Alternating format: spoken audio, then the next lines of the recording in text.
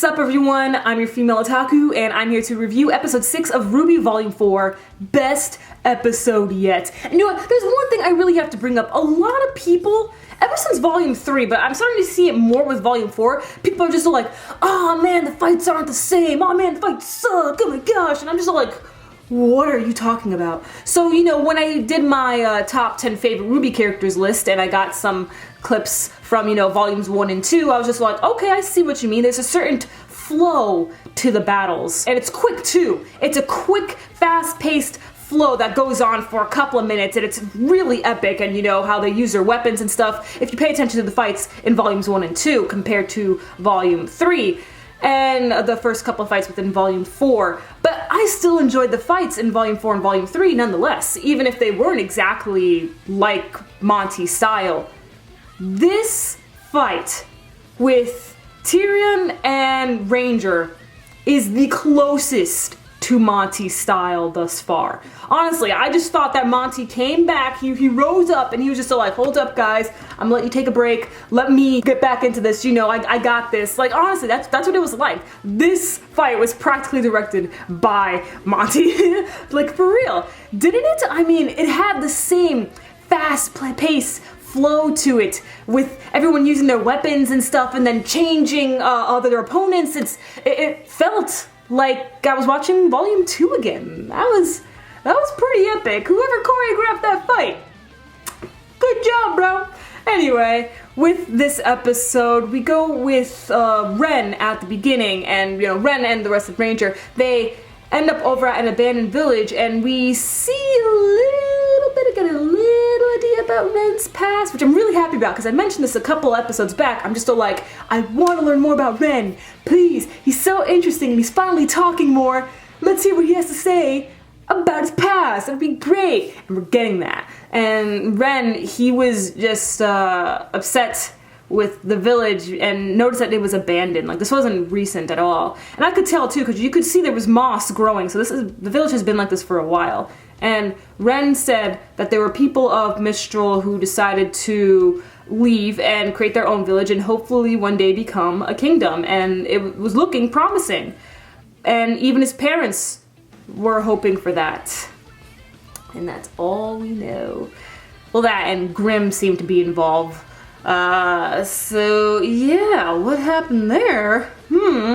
And maybe after we learn more about Ren, then we can learn more about Nora, or really Nora and Ren's relationship and how it started. Like, that would be great. Moving on from there, we go with my personal favorite part of the episode, with Weiss. And that's a rarity for me because I'm not a big fan of Weiss. But with this episode, she, you know, had her song, which, by the way, we gotta mention this. They used Casey Lee Williams' voice for Weiss's song, and I'm just like, you two sound nothing alike. That is not Weiss singing at all. You used Casey Lee Williams' voice. I laughed so much. Like, it was supposed to be a beautiful moment, but I couldn't help. That sounded nothing like Weiss. Come on, guys. Like, okay, I'm sorry. I'll move past that. So Weiss, she is growing to become a strong young lady. Now, Weiss has just always been very prissy and specific about things, and just, you know, such a princess. You know, such a typical princess. That's how Weiss was like to me. And so she's always been. I always found her annoying.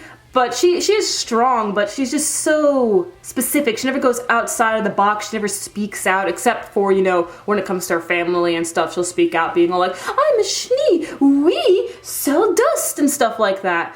But she changed in this episode. The event that happened over in Beacon really changed Weiss, and I'm so happy because she's turning into a completely different character. And I'm a huge fan of warrior princesses, and that's what it looks like Weiss is turning out to be. Now, when it was time for the reception, she went to go look at this painting, and then this really good-looking guy, Henry Marigold, comes up and, you know, starts flirting with her and stuff, but then he makes a really, really dumb comment, being all like, oh, well, what's this for? And then she's just like, what? And Henry's just still like, oh, you know, I only come here for the food and the drinks, and it's just like, dude, this is a charity event for what happened at Beacon and Vale.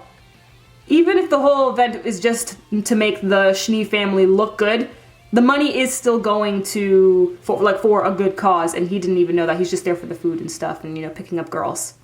So then I was just like, ooh, you ain't looking so hot now, Henry, and Weiss got so mad. So she kicked him out. And then we hear other people talking about Vale, and then this one girl's just still like, you know, they had it coming, and, you know, just let them fall, who cares, what's done is done. And then Weiss got so mad. She yelled at this woman and was just like, shut up, get out, all of you shut up. And it was just like, wow. Like, is this Weiss? Is this really Weiss speaking? Like, whoa. I was impressed. If Weiss continues to act like this, then she might become one of my favorite characters. Nowhere near like the top 5, probably not the top 10, but I'll give it a good top 15. Let's go with that, okay? But I definitely started to like Weiss more after this episode.